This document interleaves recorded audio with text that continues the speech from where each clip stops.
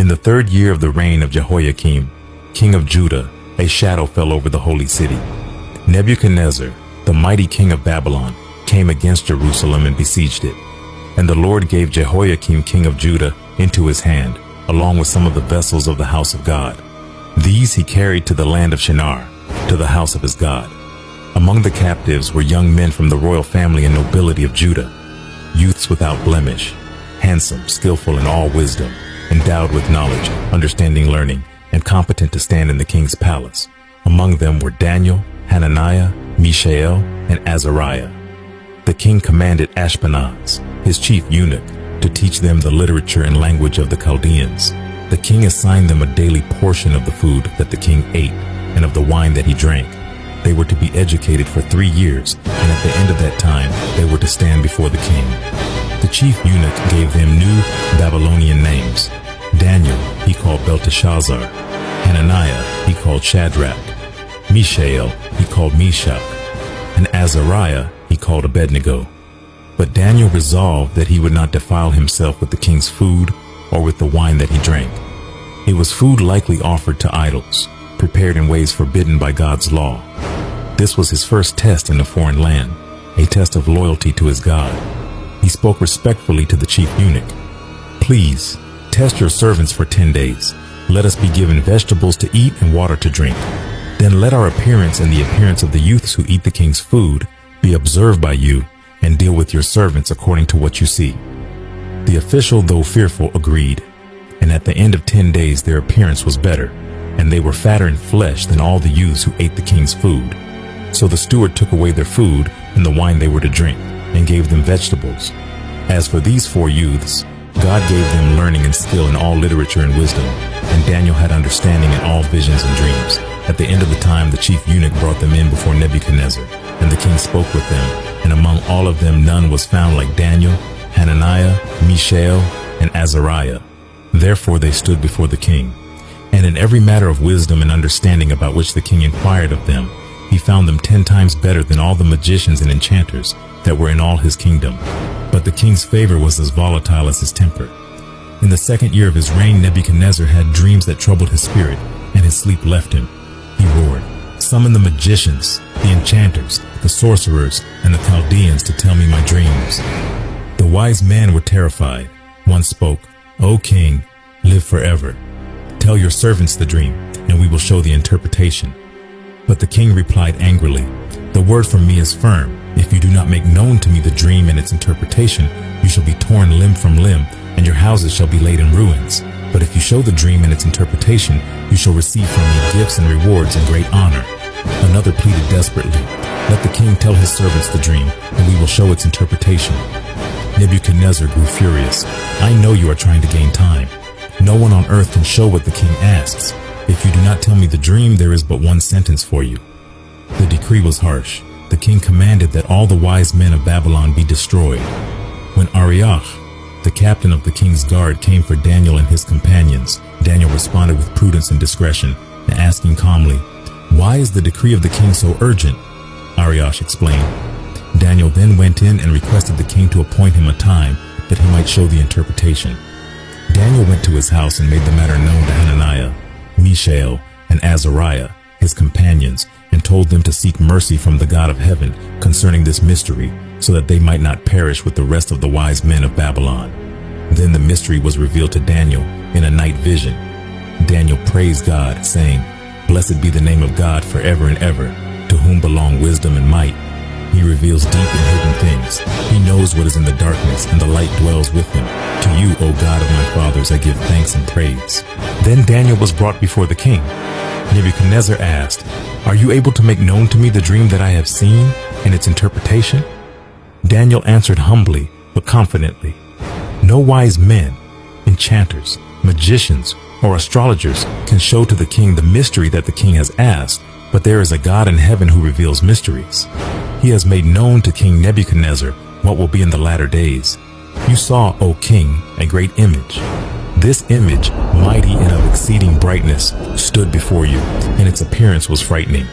The head of this image was of fine gold, its chest and arms of silver, its middle and thighs of bronze, its legs of iron, its feet partly of iron and partly of clay. As you looked, a stone was cut out by no human hand, and it struck the image on its feet of iron and clay and broke them in pieces. Then the iron, the clay, the bronze, the silver, and the gold all together were broken in pieces and became like the chaff of the summer threshing floors, and the wind carried them away so that not a trace of them could be found. But the stone that struck the image became a great mountain and filled the whole earth. This was the dream. Now we will tell the king its interpretation. You, O king, the King of kings, to whom the God of heaven has given the kingdom, the power, and the might, and the glory. You are the head of gold. After you shall arise another kingdom inferior to you, and yet a third kingdom of bronze, which shall rule over all the earth. And there shall be a fourth kingdom, strong as iron. And as you saw the feet and toes, partly of potter's clay and partly of iron, it shall be a divided kingdom. And in the days of those kings, the God of heaven will set up a kingdom that shall never be destroyed, nor shall the kingdom be left to another people. It shall break in pieces all these kingdoms and bring them to an end, and it shall stand forever. Hearing this, Nebuchadnezzar fell on his face before Daniel, declaring, Truly, your God is God of gods and Lord of kings, and a revealer of mysteries, for you have been able to reveal this mystery. The king gave Daniel high honors and many great gifts, and made him ruler over the whole province of Babylon and chief prefect over all the wise men. At Daniel's request, the king appointed Shadrach, Meshach, and Abednego over the affairs of the province of Babylon. But Daniel remained at the king's court. Yet the king's humility was short-lived. Pride swelled in Nebuchadnezzar's heart. He made an image of gold, 90 feet high, and set it up on the plain of Dura. Then he commanded peoples, nations, and languages that when they heard the sound of the horn, pipe, lyre, trigon, harp, bagpipe, and every kind of music, they were to fall down and worship the golden image. And whoever did not fall down and worship should immediately be cast into a burning fiery furnace. But Shadrach, Meshach, and Abednego refused. They would bow only to the one true God. Jealous Chaldean officials saw their opportunity and accused them before a furious Nebuchadnezzar.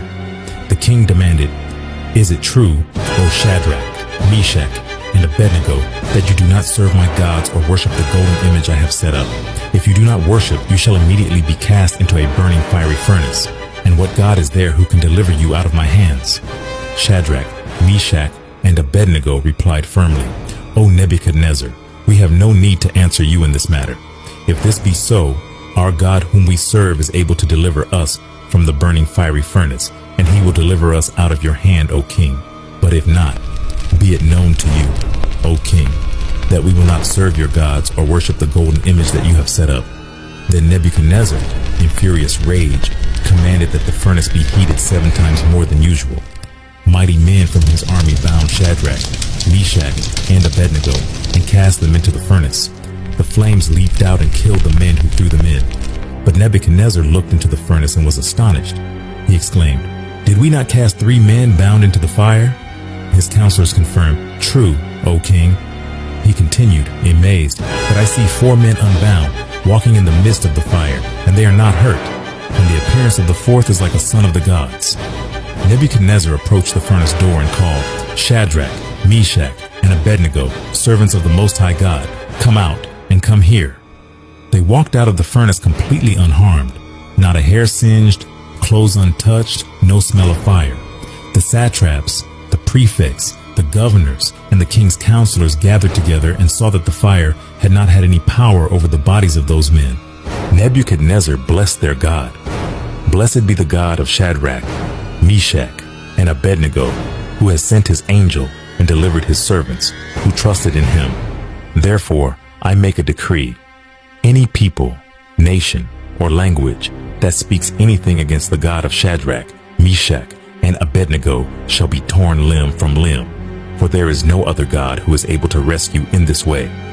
Then the king promoted Shadrach, Meshach, and Abednego in the province of Babylon. Years passed. Nebuchadnezzar himself was humbled by God, driven mad for a time until he acknowledged God's sovereignty. Babylon continued, but empires rise and fall according to God's plan. Daniel, faithful through changing times, received profound visions from God, glimpses into the future. In the first year of Belshazzar, king of Babylon, Daniel saw a vision of 4 great beasts rising from the sea. These beasts represented mighty kingdoms that would dominate the world stage. A lion with eagle's wings, like Babylon. A ravenous bear representing the Medo-Persian Empire. A swift leopard with 4 heads, pointing to Greece under Alexander and its division. And a 4th, terrifying beast, different from all the others, representing an empire of unprecedented power and ruthlessness. Rome, and powers arising from it. But Daniel saw beyond the turmoil of earthly empires. He saw the Ancient of Days take his throne, judgment being passed, and the boastful horn destroyed. And he saw one like a son of man, coming with the clouds of heaven. To him was given dominion and glory, and a kingdom that all peoples, nations, and languages should serve him. His dominion is an everlasting dominion, which shall not pass away, and his kingdom one that shall not be destroyed. God revealed to Daniel that though kingdoms rise and fall, God's own kingdom will ultimately prevail. Decades later, Nebuchadnezzar's grandson, Belshazzar, reigned in Babylon. Forgetting the lessons his grandfather learned, Belshazzar held a great feast, drinking wine from the sacred vessels plundered from God's temple in Jerusalem, praising idols of gold, silver, bronze, iron, wood, and stone. Immediately, the fingers of a human hand appeared and wrote on the plaster of the wall of the king's palace. The king watched the hand as it wrote. Then the king's color changed, and his thoughts alarmed him. His limbs gave way, and his knees knocked together. He called for his wise men, but none could read the writing or make known its interpretation. Then the queen mother remembered Daniel, known for his spirit of the holy gods, his insight, intelligence, and wisdom. Daniel, now an old man, dignified and unafraid, stood before the terrified Belshazzar. The king offered rewards. If you can read the writing and make known to me its interpretation, you shall be clothed with purple and have a chain of gold around your neck, and shall be the 3rd ruler in the kingdom. Daniel rejected the reward sternly. Let your gifts be for yourself, and give your rewards to another. Nevertheless, I will read the writing to the king and make known to him the interpretation. O king, the Most High God gave Nebuchadnezzar your father kingship. But when his heart was lifted up and his spirit hardened in pride, he was brought down, until he knew that the Most High God rules the kingdom of mankind. But you, his son Belshazzar, have not humbled your heart. You have lifted yourself up against the Lord of heaven. And this is the writing that was inscribed: Mene, Mene, Tekel, Upharsin.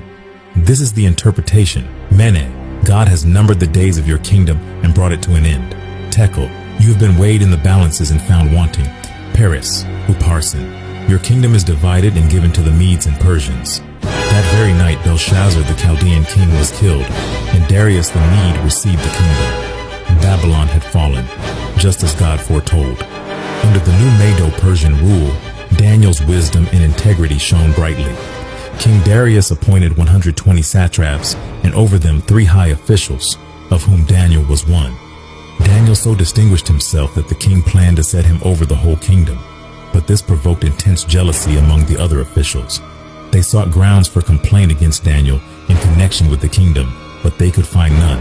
He was faithful, and no error or fault was found in him. One said schemingly, "We shall not find any ground for complaint against this Daniel unless we find it in connection with the law of his God." So they devised a wicked plan. They persuaded King Darius to establish an ordinance that whoever makes petition to any god or man for 30 days, except to the king, shall be cast into the den of lions.